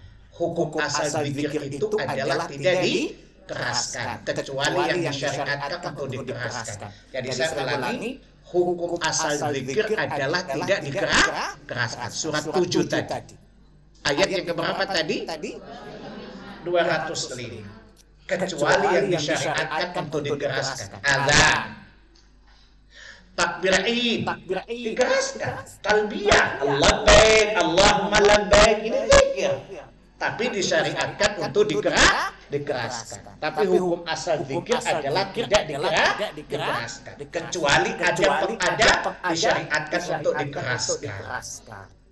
Bukan asalnya dikeraskan lalu kecuali diperintah tidak dikeraskan. Hukum asal zikir tidak boleh dikeraskan tadi dalilnya. Kecuali yang diperintahkan untuk dikeraskan. Seperti sholat ketika baca apa contoh? Habis witir. Ya, apa? Habis apa? Coba zikir witir apa? Subhanal maliki Qudus. 2 kali Nabi pelan, 3 kali Nabi keraskan suara. Ada contoh dikeraskan. Tapi hukum asalnya adalah tidak dikeraskan. Itu kaidah. Karena dalil tadi berzikirlah kepada Allah tanpa mengeraskan suara. Maka hukum asal zikir tidak dikeraskan. Kecuali ada petunjuk dari Nabi untuk dikeraskan. Ya, seperti contoh tadi takbiran. Jadi kalau takbir ibu tidak boleh. Gak boleh, keraskan. Walaupun sendirian. Ya, jadi jangan ibu di kamar. Itu bukan takbir. Dikeraskan. Karena sunnahnya dikeraskan. Itu syiarnya agama. Ya. Nah, jadi walaupun ibu sendirian di kamar, takbirnya tetap dikeraskan. Allahu Akbar itu hukumnya. Ya. Jadi kalau ditanya, kenapa ibu takbirnya dia cuma gerak-gerak? Kan hukum asal zikir tidak boleh keras. Iya, tapi kan ada perintah yang dikeraskan. Ya. Jadi kalau ibu misalnya nanti lebaran, ya, lalu ibu mulai takbir, jangan di kamar. Itu kan takbiran namanya. Ya, itu kan takbir. Karena disyariatkan untuk mengeraskan suara ketika takbir, walaupun kita sendirian. Tapi hukum asalnya zikir adalah tidak dikeraskan. Begitu juga di makmum. Ya, ketika membaca Al-Fatihah misalnya, terlepas dari perbedaan pendapat, toh kalau dibaca tidak bid'ah. Ya. Toh yang tidak membatalkan sholat karena tidak wajib. Tetapi jangan mengeraskan bacaan Al-Fatihah sampai mengganggu orang di sebelahnya. Jelas ya? Ini termasuk ketidakberadab di dalam ibadah, dosa karena mengganggu kekhusyuan orang lain. Sementara kita dituntut adanya khusyuk di dalam ibadah. Bacanya keras, mulutnya bau petik lagi. Masya Allah. Jadi tidak boleh. Ya, kemudian yang ketiga 9, bersendawa ketika gitu loh. Ada kalanya nggak boleh. Ya, ini perkara-perkara yang bisa menyebabkan terganggunya sholat. Ya, termasuk adalah bersendawa. Kalau bersendawa itu kan sunatullah kan, sesuatu yang melekat kalau terjadi kan. Ya cuman jangan sampai gitu. Usahakan diredam suaranya ketika bersendawa. Kadang-kadang habis makan suka sendawa kan? Ya, saya juga guyon. Bapak tadi makan apa? Sendawanya bau banget. Dulu waktu saya kan sholat sejak kecil. Jadi saya anak kecil satu-satunya di masjid Raya Al-Fatihah. Jadi dia suka disengin orang tua yang suka sendawa. Bapak tadi makan apa? Sendawanya bau banget.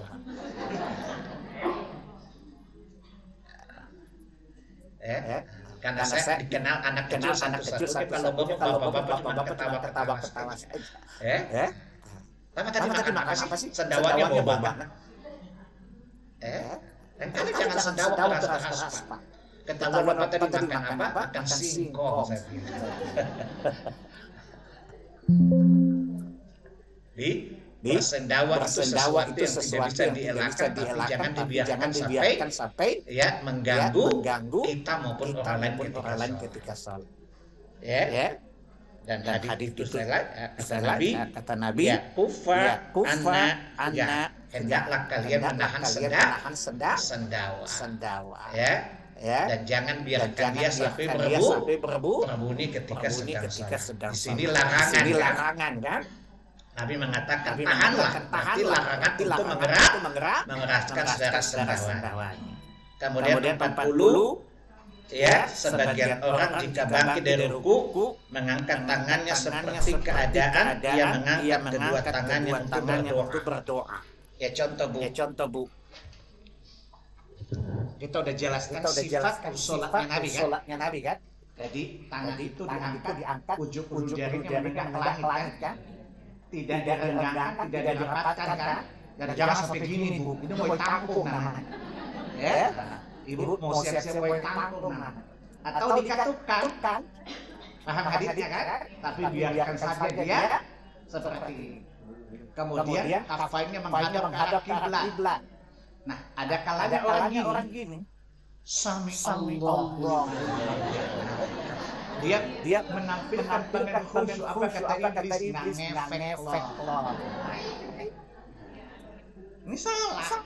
Paham? Jadi ketika saya pernah jelaskan kondisi mengangkat tangan kan, jangan melebihi telinga, jangan di bawah bahu. Paling rendah sejajar dengan bahu, paling tinggi sejajar dengan dasarkan hadis kita kumpulkan kemarin. Ya, jangan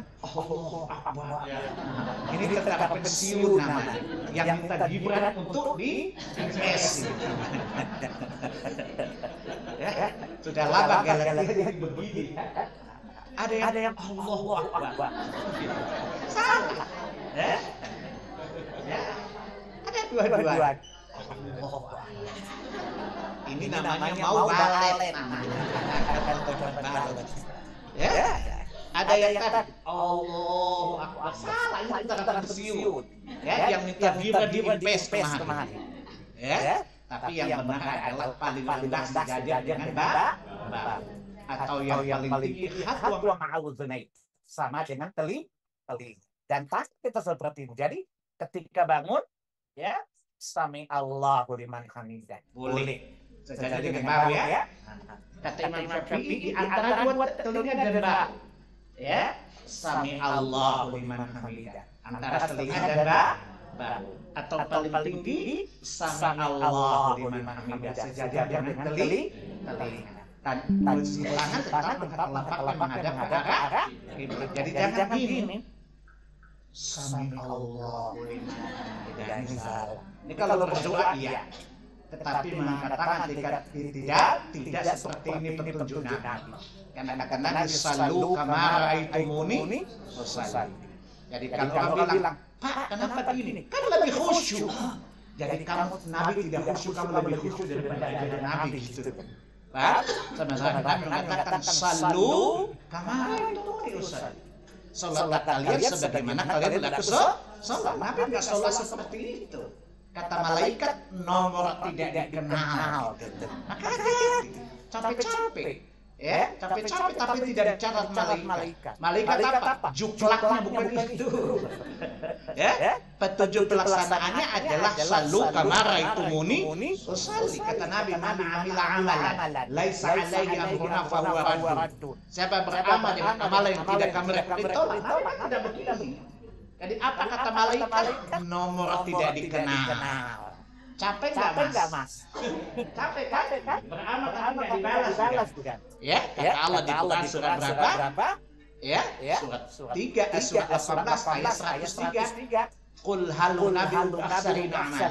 Orang yang amalnya sia-sia. Karena beramal dengan tidak diatur petunjuk Rasulullah sallallahu alaihi wasallam. Jadi lihat mau bilang itu lebih baik tidak ada petunjuk paling baik kecuali petunjuk Rasulullah. Jadi kalau bilang misalnya gini. Sami Allah gini. Pak, kenapa Bapak menengadahkan tangan? Oh, saya khusyuk. Oh, jadi Bapak menganggap ajaran Nabi tidak buat khusyuk. Jadi Bapak lebih tahu cara mengkhusyukkan hati daripada ajaran Nabi ya. Jangan-jangan dia teman Yali Aminuddin. Mengaku diri dapat wahyu. Kan logika wahyuni dan wahyuni bukan? Enggak boleh. Paham ya? Sebaik-baik petunjuk adalah petunjuk Rasulullah, maka ikuti dia. Jadi jangan ngadi-ngadi kata-kata. Ya, orang ngadi-ngadi kuy. Apa kata malaikat? Tak kenal itu agama. Capek gitu.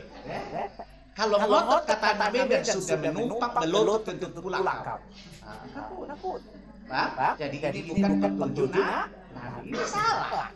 Karena kata Nabi apa? Sallu kama ra'aitumuni salatlah kalian sebagaimana kalian aku salat. Kalau ditanya salah ya enggak salah. Kata Nabi, "Man 'amila 'amalan siapa beramal dengan amalan yang tidak kami beri petunjuk ditolak bukan? Ditolak. Masa antum? Nabi bilang tolak kan baik, apa salahnya sih? Apa kata iblis? Lanjutkan bersama kita bisa. Waliya'udzubillah. Jelas ya? Jadi bukan begitu petunjuk Nabi kita sallallahu alaihi wasallam. Kata Pertamina cari yang pas-pas aja dan nggak usah nama-nama, nggak usah ngadi-ngadi deh. Ya, jadi bukan begini mengangkat tangan ketika bangkit dari ruku, tapi hendaklah seperti kita mengangkat tangan di awal, baik takbirat ihram ataupun takbiratul takbir yang mengharapkan pekerjaan di luar sholat ketika pertama kali, atau takbir perpindahan, maka mengangkat tangannya tetap posisi dan ukurannya sama. Paham anak-anak? Baik, cukup 40 saja. Saya sudah kecapean. Itu namanya enak diantum, gak enak di anak. Ya, saya kira hari ini cukup segitu. Toh ibu-ibu ini kan komputer tua. Ya, giganya kecil, loadingnya lama. Nah, bisa hang kalau terlalu kelamaan. Ya, betul ya Bu?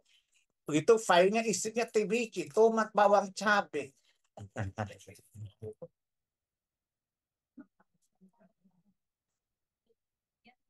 Baik, itulah beberapa ya hal yang perlu kita waspadai ketika sholat. Kalau ibu ditanya, kenapa sih mesti harus sempurna sholatnya? Lah iya, masa iya dong? Surat 67 ayat 2 kan? Alladzi khalaqal mauta wal hayata liyabluwakum ayyukum ahsanu amala. Allah menciptakan kematian kehidupan agar dia menguji kalian. Siapa yang paling bagus amalnya, ahsan amal. Ya, nggak mungkin lah. Ya, nggak mungkin. Siapa bilang nggak mungkin? Masa Allah syariatkan hal yang nggak mungkin? Mulyono aja bisa menghayal. Masa Allah syariatkan sesuatu yang nggak mungkin? Ya nggak mungkin lah. Jelas Bu? Kamu kalau ibadah nggak usah sempurna, jawab aja goblok. Paham Bu? Kan Allah bilang apa? Liyabluwakum ayyukum ahsanu amala. Allah menguji kita siapa yang paling bagus sama. Maka kita berusaha untuk mendapatkan yang paling bagus. Dan bagus itu dengan petunjuk Rasulullah sallallahu alaihi wasallam. Kadang-kadang ibu-ibu itu nyelekut apa? Nyeletuk aja kan? Karena tadi panjang lidahnya, pendek akalnya, cetek imannya. Asal asmun. Ya, namanya mamon, mama-mama oon. Bapak-bapak namanya babon, bapak-bapak oon namanya. Ya, bongot, bodoh, ngotot, coba lihat. Ya, bongel, bodoh, ngeyel, tapi ya, setan aja takut sama dia. Ya, alhamdulillah. Ya, namanya sengot, sesat ngotot. Dan hati-hati di Indonesia banyak Safira. Safira itu sahabat Fir'aun. Kalau ibu ditanya kenapa Safira? Karena Fir'aun menganggap benar itu dengan logikanya. Masih ingat ayatnya enggak? Surat 40 ayat 29. Di kalimat terakhir dari ayat itu, qala fir'aunu ma urikum illa ma ara wa ma ahdikum illa sabila rasyad. Orang bodoh tapi ngotot, sesat tapi ngotot, itu namanya Safira, sahabat Fir'aun. Apa kata Fir'aun? Saya tidak berpendapat kecuali apa yang saya anggap baik. Dan saya tidak beri petunjuk kecuali kepada kebenaran saja. Ini namanya sengot, sesat, ngotot bukan? Ini Fir'aun sesat aja merasa dirinya baik-baik saja. Saya punya teman keluaran pesantren. Dia bilang saya yakin guru saya itu di atas kebenaran. Kenapa? Dia bilang karena waktu guru saya 15 tahun meninggal, tapi mayatnya masih tidak hancur. Fir'aun juga nggak hancur. Surah 10 ayat 92 kan? Apa karena tidak hancur jasadnya menunjukkan dia benar? Fir'aun juga nggak hancur jasadnya. Apakah Allah menjaga ketidakhancuran jasad Fir'aun itu karena dia benar? Jangan-jangan belum aslinya Fir'aun. Ini bodoh-bodohnya kita dalam beragama ya. Bukan melihat dalil tapi melihat realitas. Apa kata dia? Mas, dia panggil saya Ambon Gede. Karena dia punya konsep tradisionalis selalu saya lawan. Saya bilang nggak gitu juga kali Jawa. Kan saya pakai Jawa seperti saya Ambon. Lu terlalu Jawani mas. Itu namanya aswaja al-Islam ala Jawa saya bilang. Jadi dia bilang saya yakin guru saya benar. Karena waktu mati 10 tahun atau berapa tahun dibongkar kuburnya masih utuh. Kalau jasad itu utuh tanda kebenaran, Fir'aun juga benar dong. Bahkan Allah menjamin Fir'aun jasadnya tidak hancur. Surah 10 ayat 92 bukan? Inna nunajjika bibadadika min khalfaka ayah. Apakah karena jasad Fir'aun tidak hancur? Apakah karena dia benar? Paham Ibu? Maka paham agama supaya tidak ditipu sama orang-orang semacam itu. Paham? Jadi yang benar itu dalil, bukan bukan kita realitas lihat. yang kita lihat. Ya, Ya, kalau jasad utuh itu tanda kehebatan, Firaun hebat nggak? Ya, dan itu bukan tanda kebenaran. Kebenaran itu apa yang menyepakati Quran dan sunnah Nabi Sallallahu Alaihi Wasallam. Paham? Itu cara membantah syubhat orang-orang yang suka percaya mistis tadi. Ada teman saya tadi cerita gini, guru saya itu bisa berada di 2 tempat waktu bersamaan. Iblis 7 tempat. Hebatan mana? Iblis sama guru. Dia bilang lama-lama aku pusing. Emang bodoh jadi pusing kan? Makanya pintar gak pusing kan? Saya gak pusing kan? Buktinya saya bisa jawab pertanyaan lo kan? Ya, guru saya itu hebat loh mas. Apa hebatnya? Bisa berada di tempat iblis, bisa 7 tempat. Hebat mana? Jangan-jangan guru asistennya iblis. Ya, jadi itu bukan ukuran kebaikan, ukuran kebenaran. Kebenaran itu perbuatan perkataan orang sama dengan petunjuk Allah dan Rasul, itu teori mutlak, tidak boleh dibantah. Paham? Sebab kalau kesaktian iblis sakti enggak? Mak Lampir sakti enggak? Mak Lampir sakti. Apa karena sakti Mak Lampir jadi berbangga? Jelas? Makanya belajar agama supaya tidak tertipu oleh omongan-omongan omong kosong tadi. Baik, ada pertanyaan enggak? Tunggu dulu, saya tidak mengizinkan.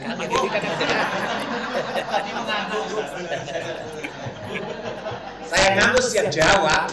Cuma dia gini siapa duluan moderator, bukan saya yang mandu aja kan beliau. Silakan Pak. Bapak punya hak mau usir mereka juga silakan. Bapak Ibu siapkan pertanyaannya. Kalau misalnya digunakan akan tulis pakai kertas dikirim ke depan, insya Allah saya tanyakan. Karena Bapak tadi udah mau bertanya silakan dulu. Ini udah ada 2 pertanyaan lain tadi, monggo silakan.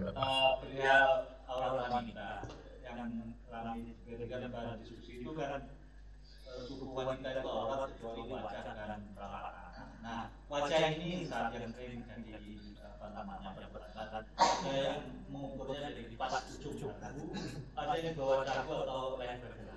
Nah ini yang menjadikan orang pakai jilbabnya dan digelit di sini karena dianggap tebal. Kemudian telapak tangan, ada yang menganggap sini, ada yang menganggap kuku. Yang di sini aja, sini cukup. Jadi lalu ya benar yang Aurat wanita wajah itu ini garis lurus loh. Jadi ini aurat. Jadi dagu tempat wudu itu ya. Batasan wudu wajah pernah saya jelasin kan? Itulah aurat wanita. Jadi di bawah ini adalah aurat. Telapak tangan itu kafai dalam bahasa Arab itu punggung dan itu namanya kafai.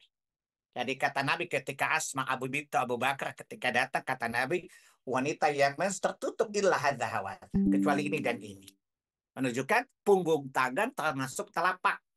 Dia bukan aurat. Boleh dilihat tapi tidak boleh disentuh. Faham?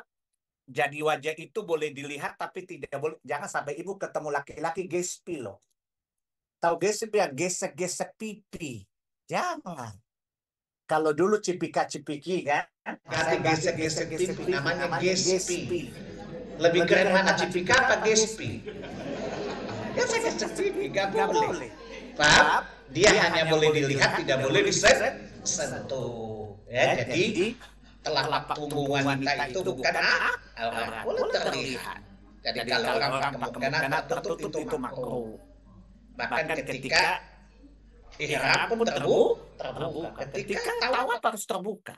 Tidak boleh ditutup punggung tangannya itu. Jelas ya? Ada yang lain? Silakan. Ya, silakan Pak. Tadi disebutkan mengenai apa namanya makmum tidak boleh mendahului imam dan imam sebaiknya pelan-pelan. Nah, sekarang pertanyaannya kalau kita sebagai makmum, kalau imamnya terlalu cepat, apakah kita selalu harus mendahului imam? Mengikuti imam atau kita akan memutus misalnya bacaan tertentu atau zikir tertentu. Baik, contoh gini. Kita baru subhana, imam udah bangkit nih. Pertanyaannya, apa kita selesaikan bacaan atau ikut imam? Yang ditanya saya, kenapa Anda jawab?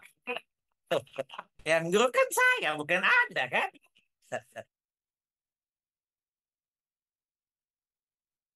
Tandanya ada kemajuan ya. Nah, ya, baik. Kira-kira itu kasusnya ya, contoh realnya. Misalnya bacanya Subhana Rabbil A'la untuk rukuk sujud. Subhana Rabbil Azim untuk rukuk misalnya. Kita baru subhana saja. Imam Sami Allahu liman hamidah. Yang dipertanyakan, kita tetap menyempurnakan bacaan kita atau mengikuti imam?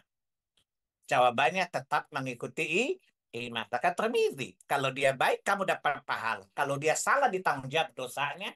Dan kita wajib tetap mengikuti imam. Jelas ya? Iya, itu imam. Karena mengikuti imam bukunya wajib. Ya, yang berikutnya ini dari ruang Zoom. Saya terbiasa menggunakan celana yang masih isbal.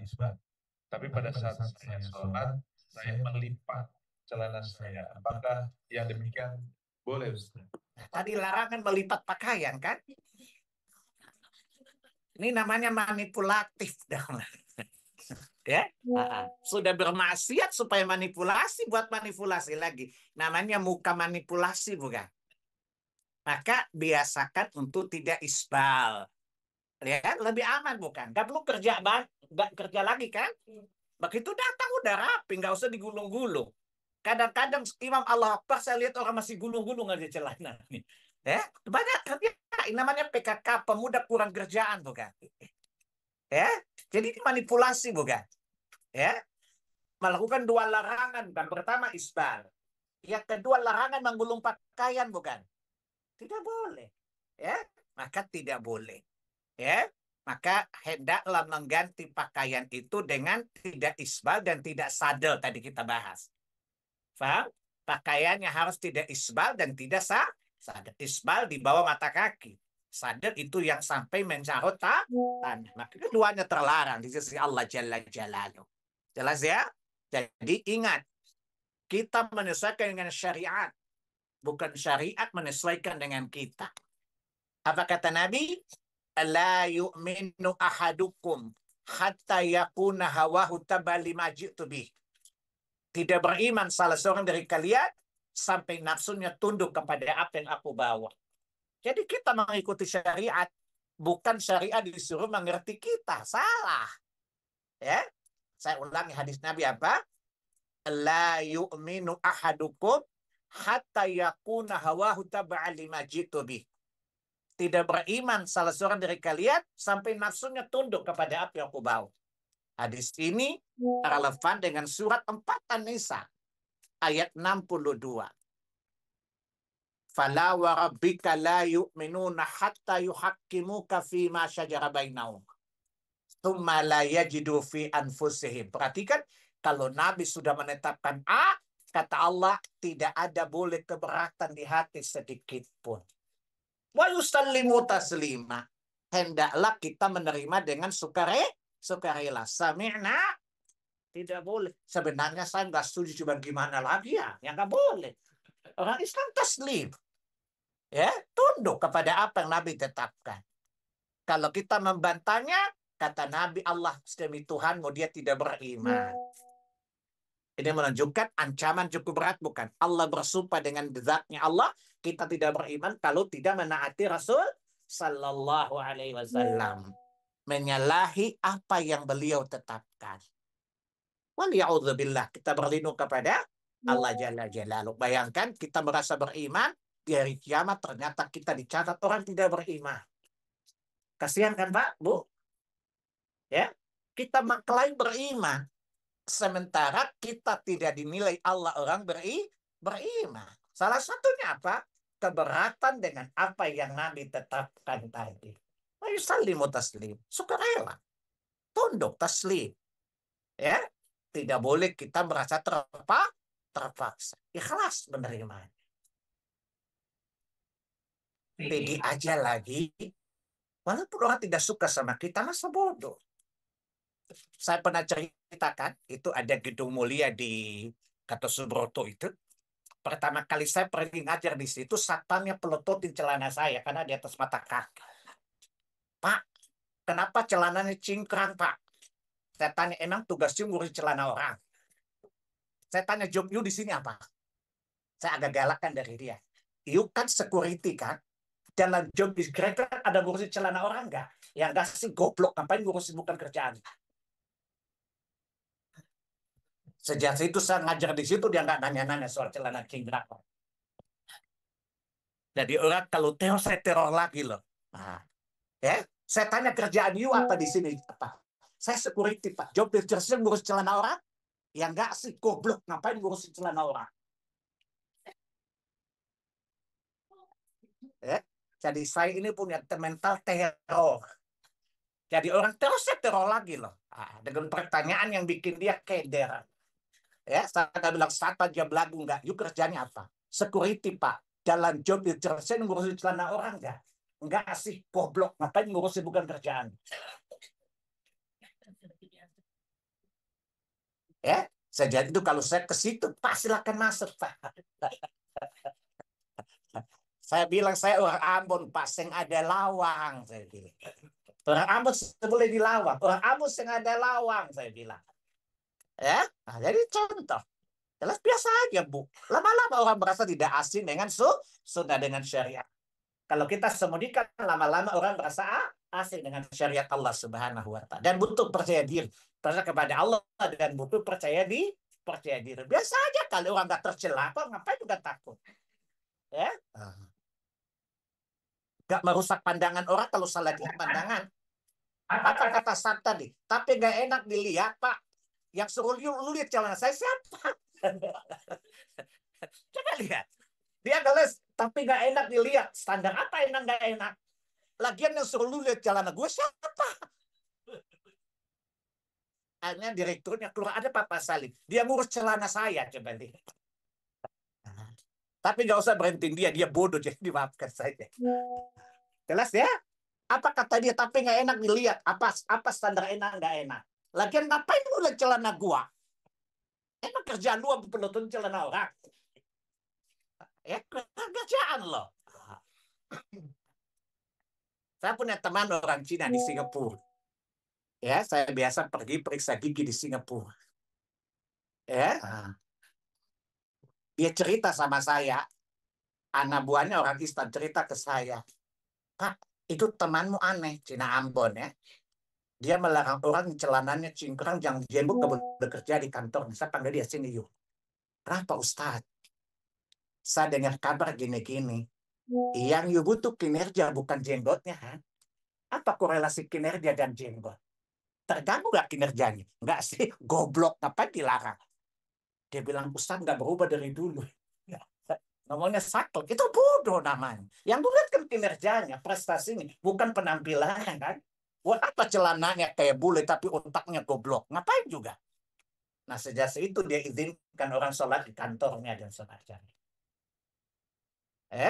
Jadi orang Islam, orang itu rasional. Saya bilang agama Islam itu rasional, kok nggak ada yang irasional. Ya, kalian aja yang fobia. Katanya kok orang berjenggot, apa urusan sama kerjaannya? Nggak ada. Yang ada kan ininya sama tangannya, bukan jenggotnya. Ya, sama celananya. Nggak ada mengganggu kinerja kan. Kerja di pabrik, kalau pakai celana kaki kuda bisa kesandung nggak di mesin-mesin. Betul kan? Kalau celana cingkrang kan aman nggak kalau di pabrik tuh? Aman kan? Ini Cina tapi otak rambutnya keribu. Saya bilang rambut you keribu, otak you keriting. Makan you malas mikir. Dia bilang, saya pikir tinggal di Jakarta udah berubah, ternyata masih kayak dulu lagi ya. Enggak ada berubah-berubahnya saat kalau ngomong. Jelas ya? Jadi tidak usah malu sama orang, Bu. Lagian tadi saya ulang, itu namanya manipulasi. Faham? Tadi Nabi mengatakan tidak boleh lipat, bukan? Ya, sudah haram dengan isbal, dilipat lagi. Jadi 2 kali dosa, bukan? Ini namanya kurang kerjaan atau tambah kerjaan? Kurang kerjaan, kan? Mendingan langsung aja, disebar saja. Supaya langsung ceklok sholat, tidak perlu tunduk dan lipat-lipat, kan? Tadi Nabi mengatakan apa? Allah memerintahkanku untuk sujud di atas 7 anggota. Dan melarangku menggulung rambut. Dan melarangku tidak boleh melipat pakaian. Maka melipat-lipat tidak boleh. Jelas ya? Nanti ibu-ibu punya anak-anak, kalau sholat perhatikan mereka waktu sholat pakaian ibu-ibu ya. Jadi itu namanya kita mencegah anak-anak kita dari larangan-larangan sejak biasakan mereka di atas agama sejak dini mungkin. Yang berikutnya Ustaz, tanya lagi. Bolehkah saya setelah sholat zikir saya ganti dulu dengan bacaan Al-Fatihah, lalu saya lanjutkan dengan zikir biasa? Baik. Nabi itu kalau sesudah sholat astagfirullah 3 kali. Tidak ada petunjuk Nabi Al-Fatihah. Tapi pada dasarnya zikir itu bebas kok. Habis sholat atau yuk terserah aja. Tetapi sekali lagi sebaik-baik petunjuk Nabi. Alangkah indahnya kalau kita berzikir mengikuti petunjuk. Saya tanya sama antum, kalau antum sakit, biasa antum pakai dukun atau dokter? Dan Nabi itu dokter kan? Ikut petunjuk yang paten saja, ngapain itu buat-buat? Ya, jadi pelaku bidah itu kayak dukun. Adapun Nabi itu kayak ikuti dokter aja, petunjuk dokter pasti. Ya, jadi ikuti petunjuk Nabi saja. Ngapain sih coba-coba? Caplang aja, nggak boleh coba-coba buat anak loh. Jadi agama jangan coba-coba. Paham?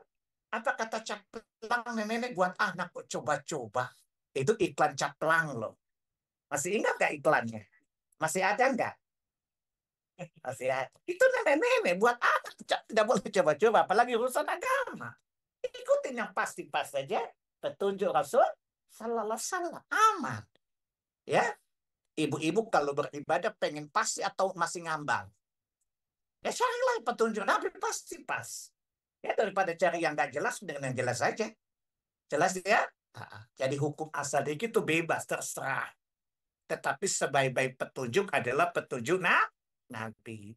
Sebaiknya kalau kita mengikuti walaupun dia bebas, tapi alangkah kalau kita mengikuti petunjuk Nabi. Insya Allah tidak sia-sia. Tinggal keikhlasan saja. Kalau ikhlas, bagi ibadah tersunnah pasti insya Allah Allah terima ibadah kita itu. Ya, ada langkah bodohnya investasi apa? Gambling, judi, ketidakpastian bukan? Karena investasi kita ini PMA bukan? Penanam modal akhirat bukan? Kalau Anda penanam modal pengen pasti atau coba-coba Pak? Harus pasti. Ikut ikhlas, ikuti sunnah. Insya Allah investasi kita pasti berbuah kebaikan. Hal jazaa ihsana ilal ihsan. Tidak ada kebaikan kecuali balasannya kebaikan pula. Selama kebaikan itu mengikuti standar syariat. Ikhlas dan ittiba di atas sunnah Nabi sallallahu alaihi wasallam. Kenapa? Anda berhenti karena cinta kepada Allah bukan? Anda pengen nggak cinta Anda dibalas? Seluruh ibadah itu dasarnya cinta bukan? Dan cinta itu pengen dibalas nggak? Allah bilang cintamu aku balas kalau syaratnya ittiba di atas sunnah Nabi. Surat 3 Ali Imran ayat 31.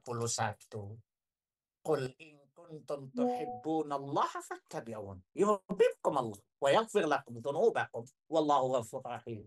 Katakan Muhammad, jika kalian mencintai Allah, maka ikutilah aku Muhammad. Apa jaminan Allah? Allah pasti membalas cinta kalian. Ya? Capek nggak Bu? Ibu pernah merasa nggak mencinta tapi tidak dicintai? Sakingnya itu di sini bukan? Lah Anda cinta Allah, Allah gak cinta antum. Sakingnya tuh di sana, bukan di sini.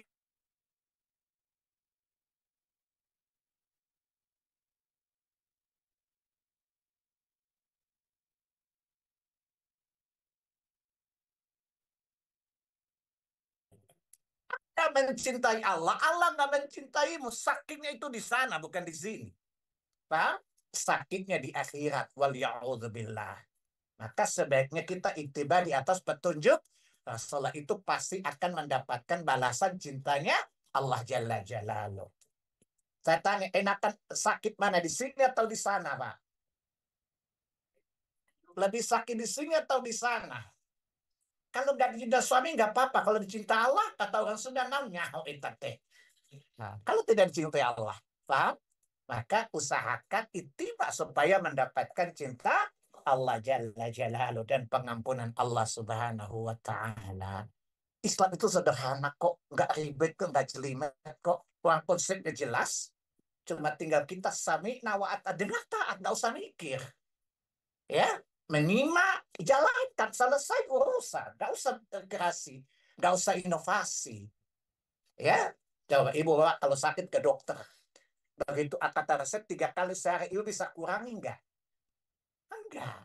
Begitu agama kan, nggak boleh dikurangi, nggak boleh ditambahin. Kira-kira kalau dokter bilang sakit ibu sehari 3 kali, ibu berpikir supaya cepat sembuh 5 kali, bukan? Kira-kira mampus nggak, Bu? Nah, agama juga sama kan? Ketika kita melebihi atau kan rusak kan? Rusak. Ya, urusan dunia kalau kita melebihi takaran dan ukuran ditetapkan ahli, rusak nggak? Agama demikian. Ketika kita melebihi atau mengurangi takaran Nabi, maka rusaklah agama itu. Tentunya sederhana kok. Ya, kata Gus Dur, itu aja kok repot. Islam nggak repot. Jelas ya? Daripada saya biasa baca Fatihah, pertanyaan mana ada dalilnya. Kalau nggak ada, ngapain repot-repot, ya kan? Ngikutin yang pasti-pas saja, ya, supaya kita mendapatkan balasan dari Allah bercinta dan ampunan. Jadi kita tidak bertepuk sebelah tangan. Cinta berbalaskan cinta. Saya kira tadi terakhir ya. Nggak ada kuis. Jadi antum nggak usah pengejar hadiah, tidak usah sibuk. Ya, alhamdulillah. Pertanyaan-pertanyaan yang tidak terkait dengan tema, mohon maaf tidak dibacakan. Kita juga sudah masuk pukul 10. Kita sudahi dulu kajian ini. Ibu-ibu, bapak-bapak. Pak, saya masih ada acara lagi, Pak. Ditahan 2 minggu lagi. Insya Allah ya. Bapak Ibu, kita insya Allah akan bertemu kembali 2 pekan lagi. Saya ingin tambahkan bahwa Islam Madinah mengadakan kajian tanya jawab tentang waris, khusus tentang waris. Kami hadirkan Ustaz yang memang ahli faraid, ahli hitung waris.